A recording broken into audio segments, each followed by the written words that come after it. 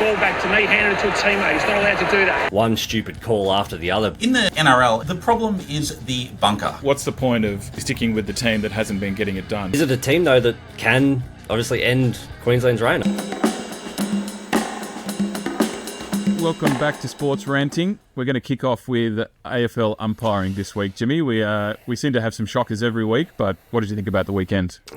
It's just a regular thing now, isn't it? Every single week it's just one stupid call after the other, but there was some absolute shockers on the weekend. The Thursday night 50-metre penalty against the Dogs ruined their comeback. Sydney, obviously, I think would have probably held on in the end, but that was just, they're just so finicky and just not needed that the umpires are just imposing themselves on a game when just stand back, just let it happen. That 50-metre penalty one was ridiculous. The Friday night one where the Pies player didn't hand the ball back to the umpire, but the umpire's not even close to to needing it. Like, it didn't delay the game or hold up the game in any way, shape or form.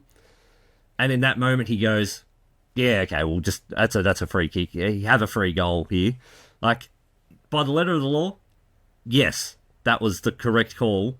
But at the same time, just sense of occasion, not needed. Just say, give me the ball back. Like, it's infuriating to watch, but at the same time, it's just going to happen again next week. We could literally have this discussion next Monday if we needed to, because it's just going to keep on happening. I think it's just frustration that everyone has with the umpires, where it's just like, oh, I need to impose my will on this situation. And like when you take in those little tiny, like that, handed the ball to the player before he handed it to the umpire, like, come on. Guys. Yeah. With the AFL guys, I'm not even sure if it is imposing my will. I think it's, I've been told I'm supposed to call it this way. And it's so pedantic. And it's interrupting the momentum as well. The Dogs had all the momentum against the Swannies. And that was just put to bed straight away. McLean kicks that goal, it's over. And no one's watching the Collingwood game going, oh, hang on, he didn't give the ball straight back. It wasn't that scenario. He just, without even thinking, he handed it off to a teammate. And like you said, as AFL fans, like regular AFL fans, did you find that it was such a delay in the game? No, it wasn't at all. It wasn't at all. It did nothing to delay the game. And if you actually watch it, Sullivan sort of gets up, does a quick little scan, can't see the umpire, so just gets up to hand the ball because he's obviously got his assignment and has to get to his player. Yeah. Like, it just... And, like, I get it. By the letter of the law, it's right. But holy shit, it just... Have a sense for the game. Like, have a feel for the moment. Like, there's 10 holding the balls that don't get called every single game. And yet at this stage, they go, no, that's a free kick. Like... Yeah, look, he probably thinks I've been told to give the ball to Dacos, and whenever I can anyway, so I better just give it to Josh. Look, I honestly feel for the umpires because we don't know what they're being told in the meetings and whatnot. So, like, we don't know if they're being told, like, no, you have to really officiate this, and we don't know if that umpire, like, if he doesn't make that call, is getting, like, torn a new one in the meetings, like or like how they break it down and go like, oh, you missed this call, like you, look, thank God you obviously this one, like they obviously review it. They review it pretty closely because they come out and say he made the right call. I don't know if we never would have talked about it if he hadn't made that call. But it's not just about being technically correct. It's about having a bit of interpretation and flow of the game, and understanding what's going on and what fans want to see is part of it as well. But Mertz, there's a couple of words that you can't get away from at the moment, which are hip and drop. Where are we up to with the NRL? Even in the same game, we're getting mixed results and mixed messages. Look, it's it's so frustrating. It happened twice over the weekend. So obviously in the Cowboys and the Tigers game, we had Valentine Holmes making a cover tackle, and he ended up in a kind of hip drop position, and Isaiah Papali got wiped out, and he looks like he'll be out for a little while. And then later in he got sin binned. Later in the game, David Clemmer does a traditional hip drop. Play on, mate. Like, stay on the field, give a penalty, and put him on report. So in that, Valentine Holmes got a fine, and Clemmer's got 3 weeks on the sidelines. And then in the Eels and Rabbitohs game, Latrell did he was kind of already in the play, and then he kind of landed on the back of the ankle, and he got sin binned later in the game. Joe Hangawi did again another traditional hip drop tackle and was allowed to stay on the field. In the NRL, the problem is the bunker. Like the main problem is the bunker, because I feel for the refs, because they have no power in this situation. They don't get to review it. They don't get to, and they get a little guy in their ear saying, "Oh yeah, you should sin bin that. You should leave this guy on," and they get thrown under the bus in these situations. Blanket call this. Make it. That's a hip drop. Okay, that's a sin bin every single time. No, none of this inconsistency, because it's the thing that just drives people insane. Latrell was throwing his arms up in the air, and I'm almost surprised he didn't get a reversal penalty for dissent, the way that he threw his arms up in the air. But you 100% get it, because what the hell was the call with Offahengawa? He landed on the back. It was an actual hip drop tackle.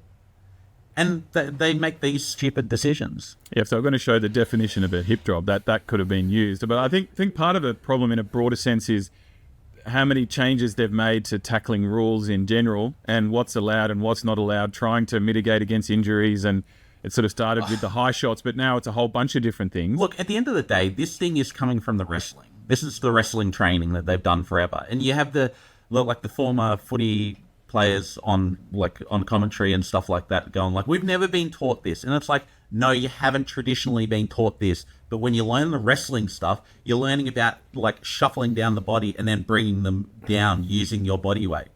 So when you're doing that at speed and these guys are running, the Papali'i one, Holmes got put in that situation by Papali'i. I'm not blaming either one of them, but the way that Papali'i was running at the line and how hard he hit the line, Holmes had no option but hit the line and then just follow along and hold on for dear life. There's got to be some common sense in there, but they just don't have any. And Jimmy, we saw actually a version of a hip drop in that Swans game when Norton got injured, but also ties in what you mentioned before about the umpires giving them too long before blowing the whistle about getting rid of the ball. And that would have avoided that situation happening as well. Yeah, and there was a few instances, and we even had Michael Voss and Hardwick come out and say that they're being given too long. There was so many tackles on the weekend that were basically 360s where players are getting what feels like an eternity and then getting rid of the ball and it's just play on. And they're leading to goals because teams stop. Because it used to be, if you spun 360 degrees, that's it. That is holding the ball. That was it. You're done every time. Yeah, now it's 360 spin. Give you a few seconds. Okay, and it's because it is just becoming so finicky with these rules, and players don't want to do a 360 tackle because then the momentum is, all right, well, I'll dump this bloke on the ground. They don't want to do that anymore because then that's going to lead to a dangerous tackle and potentially a suspension. And they don't want stoppages either. They want the ball to flow. They want the ball to flow. So it's I don't know how we get out of this situation. If they start blowing the whistle too quick, it just leads to so many stoppages, and then fans are going to get pissed off about that. But if we keep letting this happen, then we might as well just do away with holding the ball and incorrect disposal and everything, and just let the game just go. Just put whistles away. So hard though. I'm going to sound like a broken record here, but I really feel for the umpires. They're literally led by two masters. One's the rule book, which they're given all these extra rules every year. The rule book is just blown out of proportion, and so they have to follow the rules and put all the different things that they need to in. But anytime that they call too many free kicks, they're criticised. Anytime they don't call enough free kicks, they're criticised. When's the perfect amount? It's the old a good umpire or a good referee is one that you don't really notice is out. You never hear from. Yeah, never hear from him. Oh, I didn't expect Mertz, the referee sympathiser. I know. What the hell? Where the hell are we? But they're definitely between a rock and a hard place. It's not easy for them. I think particularly AFL maybe. There's just so much going on such a big field, so many players out there, but all of them are difficult. But the alarmist comment is always, we don't want a grand final decided by one of these. But that could happen. If you get some pedantic little not giving the ball back to the umpire and the guy gets a free kick in front of goal, that's when we'll never forget and never hear the end of these umpiring decisions. we've had some absolute shockers in the grand finals. When has anyone ever gone, that game was decided by the thing? And the coach, even a coach, if they had like a dodgy call right at the end and it cost them a goal right at the thing, they're not going to turn around and be like, yeah, that really cost us everything. Like, they're going to blame something else that happened earlier in the game. They might blame it in private on that, but Yeah. like, there's just so much that goes into it. And like, again, it's funny like talking about these like individual calls because they're just like very specific. Like, oh, we saw that moment. Yep, that call was dodgy. That call was like, when you break it down like that, it looks like there's a lot going on, but like, Yeah. they're making a lot. They're doing a lot right. Well, yeah, that's a valid point. We saw probably 400 or 500 referee decisions made over the weekend of AFL, and yet the 4 of them, and it's unfortunate because those 4 dominate and take over proceedings. So yeah, they do have a tough role, but I don't know, it's just some Yes, I'm trying to get you guys on the sympathising. Nah, not happening. Sympathising train as well. But look, I'm reading a lot of what you're writing, Mertz, about the hip drop stuff, and even the pain you've got to go to try to explain what just happened out there. And then 3 pars later, you go, by the way, almost the exact same incident, completely different result. And we've got more reviews than ever. We've got more replays and more people in people's ears telling them what they saw and what they should be calling. But I'm not sure if the picture's getting any clearer. Yeah. I mean, there is a way to fix it. Call a blanket rule. Like, do a blanket thing. That's a hip drop. That's sin bin. Like, that's a high tackle. Like, are we sin binning high tackles? Well, it's a high tackle sin bin. Like, if you're going to do it like that, do it every single time. But, like, when you're, like, arguing...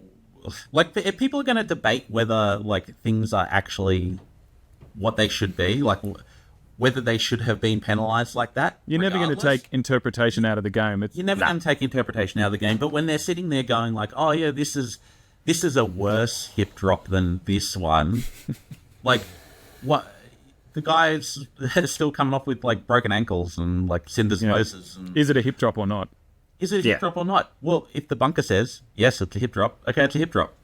And I think that... And then you can debate about whether it's right or not, but, like, at least it's consistent. I think that sin binning one is one we could definitely get consistent on. It's like, no, you did it, you're gone. Or you're on report and we'll work it out later, or we'll something that doesn't have to impact the game, or whatever it is. Like, I always think back to that Harry Grant one. I can't get that out of my head. That little touch on the kicker, which was just ridiculous and can impact a game. Well, and then this week they had in the Sharks and the Sharks and Panthers game, Nico Hines put up a bomb, got like taken to the ground by Luai, but it was very like. Pretty much simultaneous. It was a tiny fraction of a second late, so it was just after he kicked it. But the commentators immediately go up and like, oh, what's going to go on here? Like, are they going to sin bin him? Are they going to, like, what's going to happen? They took out the kicker and it was play on, and I don't think anyone was like Nico Hines didn't even get up and go, oh, look, I should go penalty for that. All right, well, I think the Nico Hines one's probably the perfect lead in there, Mertz. JD, you were on last night covering the Blues squad announcement for Origin opener. Give us your thoughts on basically what unfolded last night. Yeah, we had the live blog cranking and doing all the updates as the news was filtering through. I'm overall pretty happy. I think the biggest thing is that there needed to be major change. If you're bringing in a new coach, and what's the point of, largely sticking with the team that hasn't been getting it done? Queensland have won the last 2 series. It feels longer than that to me. I know that Freddie lost 3 of his last 4 in charge, but it feels like Queensland's been pretty in control for a little while to me. But I like the halves combination, provided Nico Hines can get that calf, good enough to get out there. Him and Luai, they're both 27 years old. Teddy's been a great servant. I would have been happy for Edwards to be in last year. I think Lomax is a great pick, even though he'd probably rather be in the centres. He's going to be on the wing, but look, overall, I don't mind the balance of the squad, and I think Maguire had to make wholesale changes. It's a shame he can't pick the Panthers, but he got 5 of them in there, so it's a pretty good start. Mertz, I saw you shaking your head as soon as JD spoke about the team. I've got a couple of problems. One is our centre, Joseph Suoli. No, I don't understand why he's in there. I actually hope, because he's got Matt Burton on the bench, I hope Burton comes into the side for Suoli, because The old saying is that Queensland, everyone goes, New South Wales just don't get Origin, Queensland get it, which wasn't the case in the late 90s and the early 2000s when New South Wales were winning every year and they were like, Origin's dead because Queensland lose every year. But this, to me, is a thing of New South Wales don't get Origin. And Suaalii going to rugby, like he's already signed for rugby 2 years ago, like it says where his commitment is. And Maguire came out during the week and said that, oh no, Suaalii desperately wants to play for his state and everything like that. I just want players who are going to come in and just like play at this level and dominate at this level. And I think everyone else on the team, I'm pretty happy with the rest of the team. I think they're going to come in and like play really well for New South Wales, but I don't believe Suaalii's loyalty to New South Wales in this. No, I completely agree on him. I was talking about the overall balance of the squad. If we want to pick out overall balance, but no, look, and look, McGuinness, I would probably start him off the bench and Yo on the field because he's an 80-minute player, stuff like that. Yeah, look, Yo would be my captain personally. I was a bit surprised about Trbojevic, but no, Suaalii, I completely agree. And Maguire is saying, and you can understand the reasoning to an extent. I need to win now. I need to win games right now. But you want to almost build a dynasty if you can. You want to have a new generation of a squad together. If I know a bloke's leaving next year, there's no way I'm picking him in my team. So I'm completely with you on that one selection. But in terms of the halves, in terms of some of the balance, even in terms of the pack, I'm fascinated about Lenu coming up against Queensland. I think that's going to be pretty spicy. But I think Lenu's a big call as well, actually, now you say it. Yeah. Is it a team, though, that can obviously end Queensland's reign? I mean, as a default Queensland fan, being a Victorian, we are the better state. Oh, we yeah, it's we. As a Victorian, I am an honorary Queenslander for State of Origin, and we are the dominant state. So, can this Blues team get it done? You want my honest opinion? Yes. New South Wales, born in New South Wales, born in Western Sydney, like grown up following football my whole life. No. Queensland will win this series, and they should win it 3-0. Whew. Yeah, I certainly wouldn't be backing the Blues to win the series. It wouldn't shock me if they win Game 1. I reckon they're a chance to, new team, new enthusiasm, playing at home in Sydney. That wouldn't shock me at all, but I wouldn't be backing the Blues for the series. But it's just that, you touched on it before, Mertz, that the Queenslanders just get it, and New South Wales hate hearing this, but it's true, and you see it year after year, particularly if the Blues start well. That seems to, get to their heads. We've lost the last two series 2-1. And they think, look at us. How good are we? And Queensland, it almost doesn't matter who's picked for Queensland. If they're in that maroon jersey. I disagree with this. Because, it's not that New South Wales don't get it. New South Wales do get it. But we have, we chop and change all the time. We try and go for form. We try and do all this stuff. Queensland pick and stick. And so, I had to look through before to see how many games that they'd played. Reece Walsh has only played 2 games, but he's been kind of he's so brand new that he's been on the cusp. So if he was out, Ponga comes in, if Ponga's not injured. But if he's out, Hamaso Tabuai-Fidow probably goes back to fullback, or Selwyn Cobbo, or they've got all their positions covered. And in this squad, they've got people who can go out and come in. They are just... The way that they're set up and the way that Queensland are set up is that if someone goes out, the next person is ready to step up. And that's the same as Penrith. That's the ethos that Penrith and Melbourne and the Roosters and the best teams in the NRL have, that someone else is ready to just step into that position and do it. Obviously, this is at a higher level and they're representative players. But when someone goes out, they are ready to come in. There has been no discussion around the Queensland team because everyone's we basically know it. Weeks out. They probably knew it weeks out. Even when Cameron Munster went down, there wasn't a big who will go in? Because it was Ezra Mam or Tom Dearden. It's one of those, they'll fill that position quite well. But does New South Wales, which halves have we picked the right halves? If Cleary and Moses weren't injured, they go straight in? Yeah, of course, yeah. And that's the stupid discussion with New South Wales. We don't pick the same. And, look, if Cleary was not injured, he would be the halfback. Yeah. Who would be the 5'8"? Not a clue. Yeah, I would have if Hines, everybody to be was honest. fit. Yeah. Yeah, I would have Hines because I feel like we almost need to replicate what Queensland did during their 13 years of dominance when they had two halfbacks running the team because they worked both sides of the field and they were able to like do all the things that they needed to do. They had an electric fullback, which now like. Yeah, I want to get back to the Trebojevic. That's not Trebojevic. To the Tedesco thing. Oh yeah. But yeah, I just think that Queensland, the way that they pick their team and their forward pack, a lot of them are new players, but they picked Jermaine Hopgood, who plays for Parramatta, and he's basically been the only one who's been playing like out of his skin for Parramatta. He's just an Origin player. Like they've got all these guys. They've got Felice Kafusi as one of their reserves, as a 14-game veteran for Queensland, and he's not going to play because they've got they're that stacked with talent. And that's stacked with guys who just like Bling Moreau. And they don't try to overthink it. They go, this is your position, you play there. Whereas the Blues of Ducks and Drakes and I'm going to try to slot him into there. And look, there's a team of Blues that are injured right now. So, you know, it's a very different looking squad to what Maguire could have. But, look, I still have that feeling that the Blues can say as much as they want about how much passion they have. Queenslanders just seem to have a different approach. Well, they have had the last era. It helps if you've got Inglis and Lockyer and Thurston and Cronk and this extraordinary group of players, Billy Slater. But it's not just about that. Even when the Maroons haven't had the most talented teams, they've still performed on these big occasions. So, and also, I'm not that inspired by Maguire, to be honest with you. He won a premiership with the Bunnies. You got to give him that, but.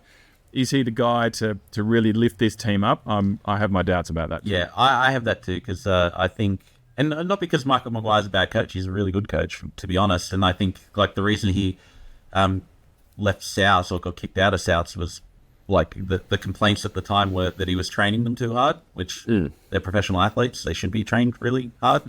And it shows when they're not. They're like they're coming last on the ladder, you know.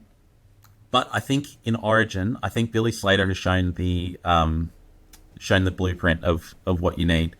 He's got Josh Hannay in there. He's a former player, but he is a really talented coach.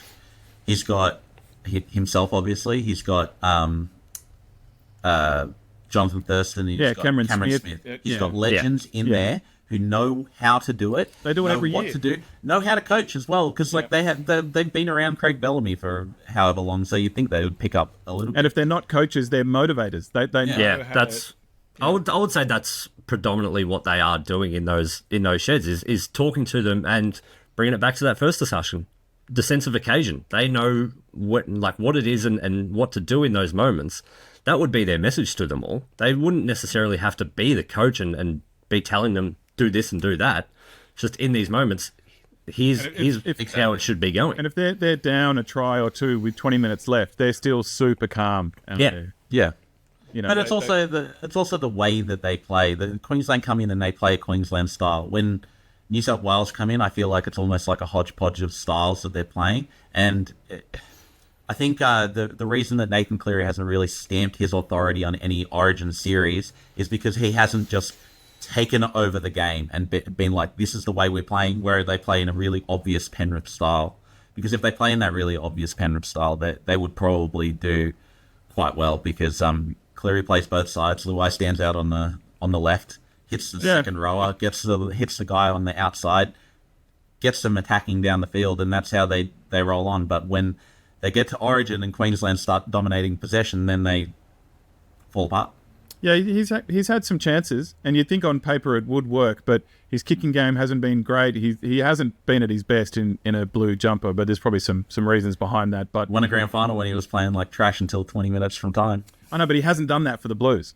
Yeah. And this is why I was really hopeful that he would be able to play this year, because I reckon he would have dominated this year after that grand final. Exactly. He would have really stamped his authority on it. Just that confidence and the age that he is, and if you had Luai and To'o and some of these guys around him as well, Isaiah Yeo, whatever, just feeling comfortable out there. But look, mate, I bleed blue as much as you, Mertz. I'm a Tamworth boy originally, and I don't think either of us are that confident. I don't mind the balance of the squad. I wish we had a hell of a lot of blokes, fitter than they are. I wouldn't be shocked about game one, but can't see them winning the series. So should we bet a bottle of wine on this then? That my Queensland will beat your Blues? We all think your Queensland's going to be on the Blues. Damn it, Victoria, it's in Queensland. Oh, bringing back that song. How good this Every year. All right, I want to quickly touch on the fullback. Sorry. Oh, yeah. Teddy has been a fantastic. I think you said it before, JD. He's been a fantastic servant, but I think this is a year too late. I think the way that they've been talking about Tedesco, that he should have been picked anyway because of his experience or because he's captain or whatever. It's absolute rubbish though, because Dylan Edwards just brings you so much more. Because not only does he run 300 meters a game, this year without Cleary there, he's really stepped up as a playmaker. And I've always thought that Tedesco, he's done well as a link player, but I just always think he's very uncomfortable in that role, and he's much happier in a ball running role. Whereas I think Edwards has just brought in so much more about his game, and he just looks so good. Like, it's just irresistible, his form, to be able to not get picked. It would have been a travesty if he didn't. No, I totally agree. And that's saying nothing about Teddy. No, I've loved Teddy. I mean, a few years ago, he was pretty much the best player in the world. But you see, he looked exhausted in some of those Blues games, and he's got to take on too much out there. And Edwards is just cherry ripe. It's, I think he could really explode. It's probably a year too late for him. Yeah. Not too late for him, but like it's a year later than he should have been in there. And then I think Freddie was just being loyal. And that's been the thing with Fred. I really like Freddie as a coach. I think he's a fantastic coach, but I think he's probably a fantastic coach over 2 years, 3 years kind of thing. And I think it got a little bit too much, and then he was a bit too loyal with some of the guys who had been there before and trying to do what Queensland do, but you can't. Yeah. And he won his first 2 series, so he thinks he's onto a good thing, and I better back these boys and stick with them, and it all got a bit away from him. So, and I wish we had another Billy Slater type waiting in the wings. We've tried Laurie Daly, we've tried Freddie. We just don't seem to have that next Queensland legend who could have a crack at the coaching type thing that immediately springs to mind in the coaching ranks. So they've gone with a fairly well-tested NRL coach in Maguire. So I feel like we've talked enough about the footy here, boys. So let's move on to some hoops. We're well into the NBA Finals here, and we've got Boston looking like they're certainties to go through the final. Jimmy, you look pretty happy about that. And we've got Dallas up. But by the time we're actually talking, they're up 2-0 over the Wolves. Game 3 today. So guys, you guys are the experts. How you seeing this year? Look, it's Boston's to lose in the East. We had no right winning Game 3 yesterday. Indiana threw everything at us, even without Tyrese Halliburton, and somehow Boston still produced the win, which was, I almost turned it off halfway through the third quarter because I just sort of went, well, this is a classic Boston game. We're just going to throw one game of the series away because we just came in unprepared thinking we're going to win and can't be asked. Lo and behold, 3-0 up, one away from the sweep, which we need the sweep because I think, I don't want to say it this early, but I think the favourite should be whoever wins in the West. But my hope is that Dallas and the Wolves just beat the shit out of each other over 7 games. But yeah, it's been a good playoffs, but obviously injuries played a big factor because we've had a pretty light on run as a lot of big teams have just fallen by the wayside, losing stars. So, JD, I don't know about you. I've really enjoyed the playoffs. The playoffs have been great.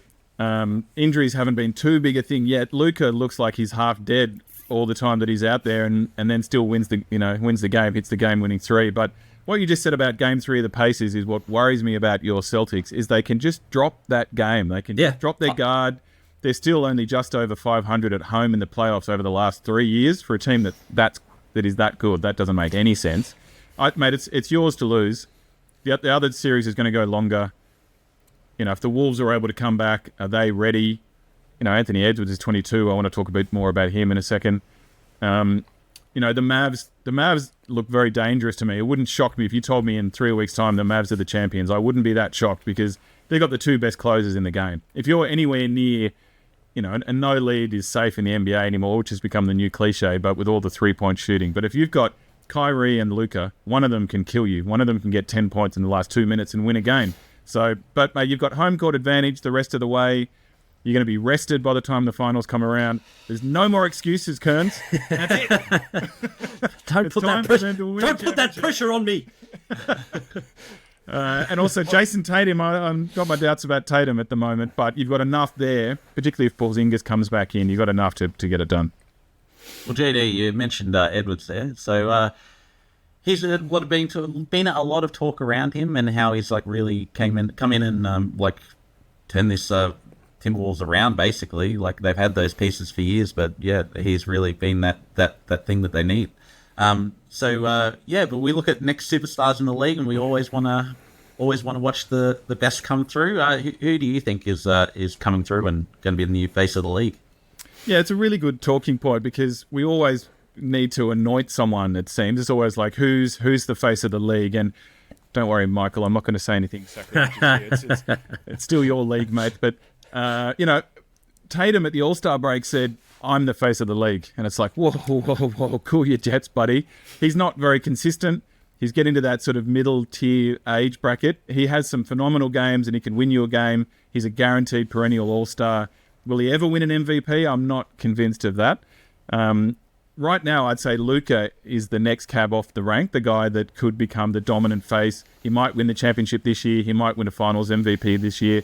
That immediately catapults you into that atmosphere. I still think it's Jokic's league right now. We're talking about a 3-time and a defending league MVP. It'll be interesting to see if they can retool and come back. But I've got to say, in terms of longer-term picture, and Edwards is it. I mean, this bloke is 22. His shooting is improved out of sight. Jordan came out of college at 21. He's been in the league for 4 years now, Edwards, which is exceptional. My whole life, the Timberwolves have been a basket case, apart from basically 1 year when Kevin Garnett dragged them to the conference finals. But they're legit. We're talking about the right people now. Yeah. they're legit, the Wolves, and everyone laughed when they gave up the house to get Gobert, but it's got them to a place they've only been once before in their entire history. And it's also the athleticism. Like, he's got the posters, he's got the soaring dunks, he's got the stuff that really excites people, which Luka doesn't do, as much as I love Luka's game. And for a guy that age, and also his head is so switched on, I love hearing him talk, the way that he tries to lead his team. He's just got everything in place that in 2 or 3 years, he's going to be the best player in the world, and the league's going to be revolving around him.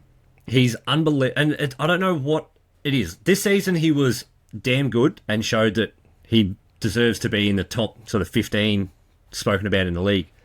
Playoffs started and something happened. He flicked the switch and he's just reached this whole new level and just become the man that the Wolves had hoped that he would become when they obviously drafted him 4 years ago. He's just incredible to watch every time up and down the floor, and I get the frustration side of things with Luka. He can bitch and whinge, and if he doesn't get the call, he'll abuse a referee and whatever. But the other man that I would put in the conversation as the next face of the league, because obviously we've had years of LeBron, Steph, Giannis still in the conversation. Obviously KD sort of dropping off a bit now. I'm with you that Jokic is still the king. He's just incredible. But I'd put Shai Gilgeous-Alexander right up next to Ant Edwards. That Thunder team is incredible. They've got draft picks coming out their backside for next 4 or 5 years to come. They're only going to get better. And Shai is the fuel that just ignites them. And he's, along with Ant, you just can't take your eyes off him. He's got these little herky-jerky moves that defenders cannot for the life of them figure out. He can get to wherever he wants on the floor. It's just, I love watching the Thunder purely because of SGA. He's brought back the mid-range game. You can actually have 15-foot jump shots again. Yeah. And well, Ant's the same though. Ant just loves that pull-up, just dribble drive in, spin around, do little pivot moves and get to whatever he wants. They're incredible to watch. And yeah, those are the two guys that are just going to be the next faces of the league, and rightly so. But particularly in the last few games, Ant has kind of gone away from that a little bit. And he gets to his spot on the elbow and he looks to pass. And at the moment, anyone that's played a bit of basketball, you run up the court and you get excited and you jump up in the air and then you haven't decided what you're going to do with it and you often turn it over. Not many of us have Anthony Edwards' athleticism, but he's doing so many turnovers at the moment, shocking passes. Yeah. it was easy to either take the shot or just take an extra second. This is all the stuff that he's going to learn. And you need to go through these playoff runs, to experience what it's like, the big moment, the crowd, all the rest of it. There's probably one other guy we're forgetting, which is a certain Victor Wembanyama. And that's all I had in my head. He's gonna put his stamp on the league as well. But just with the charisma and the athleticism and the smile, the diamond earrings, there's something about Anthony Edwards that he's got, which, the Jordan comparisons I can understand because of some of the stuff he does, particularly when he's up in the air. But the level that he has to get to be even talked about with Jordan, and you can see why he doesn't want that comparison himself. I'm just saying purely aesthetically you can see some comparisons, but to me he's got all the tools to put it all together. And look, we all know it's about rings too.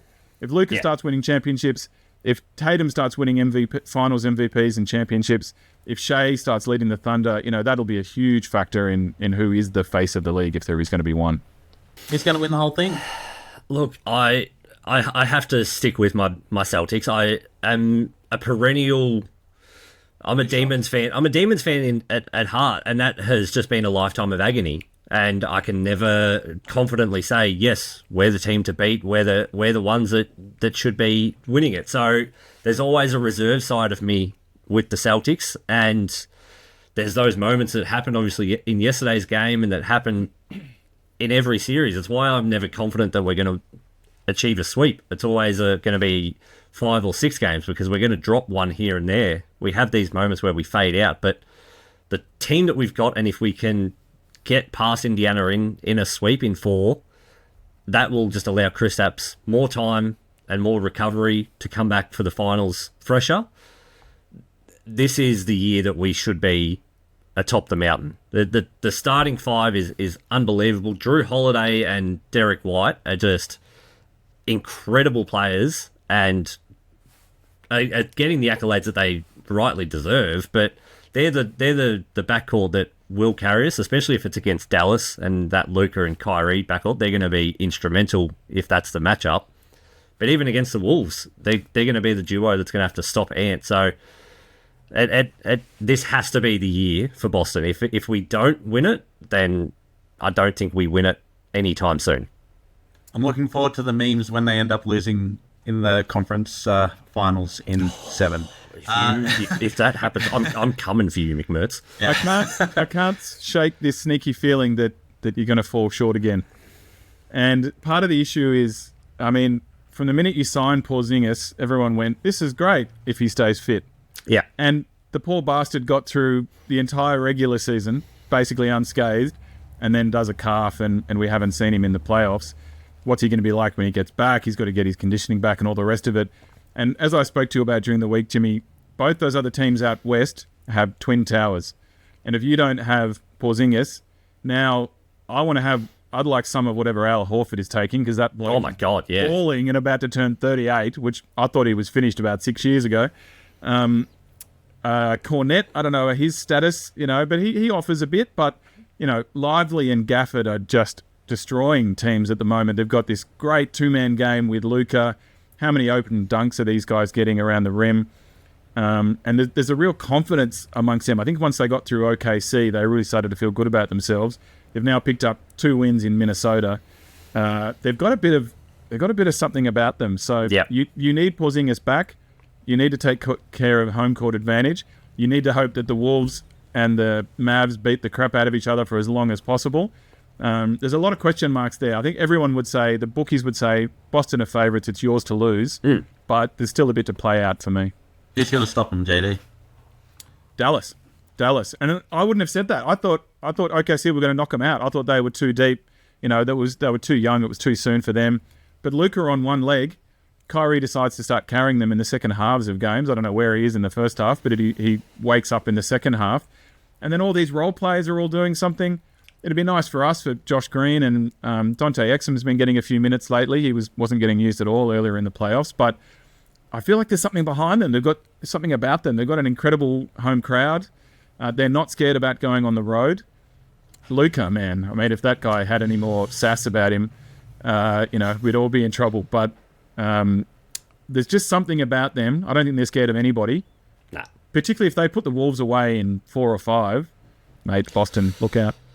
I don't. If they get it done in 4, even 5, they have to be the favourites. I think whoever wins the West, barring it going 7, will go in as the favourite. But you're right, the bookies will see Boston win 4-0 and go, oh, you guys are the favourites. But I think it was game 2 the other day, the Mavs were paying $3 before tip-off. And, like, even the bookies are still just severely underrating this Mavs team. I love their roster. I think they're just so well built. That Gafford trade completely changed how they went about it. And, yeah, I'm terrified of both those teams. I didn't rate Washington really at all, and he couldn't hit a 3 in the first 2 months that he joined Dallas, but he's had some massive moments in the playoffs. But I love this. You're already saying now that it's Dallas's to lose, so you've hedged. I really love the Boston, man. Play down the favoritism as well. Just like, oh no, there's no pressure on them at all. Well, then if we win, then I get to revel in it, and if we lose, I get to say, I fucking told you so. Yeah. You know who other teams should be scared of more than Tatum? It's Jaylen Brown, man. That guy is cold-blooded. He is playing so well. He plays so hard, both ends of the floor. I think Kyrie and Luka coming up and seeing Derek White and Jaylen Brown waiting for them, that's a different proposition altogether. So I really hope that's the series we get now. Same. The Mavs have really impressed me. And then imagine we had a 7-game final series. It would be awesome. I also like the spicy factor of Kyrie coming back to Boston. That just is the tipping point for me. I want 7 games in an NBA Finals, and I want Game 7 to go right down to the wire, and someone just to hit just an absolute cold-blooded shot that just ends it all. It's what we need. You just hope it's not Luka. So do you reckon? You reckon the Boston fans might have a word or two for Kyrie when he comes back into the building? Absolutely. Boston fans are feral. Don't forget. They do not forget Kyrie bloody walking over and standing and stamping on the mascot. It's not going to be pretty for Kyrie coming back to the TD Garden if it comes to it. All right. Great stuff, guys. Love your work. Thanks for listening to Sports Ranting.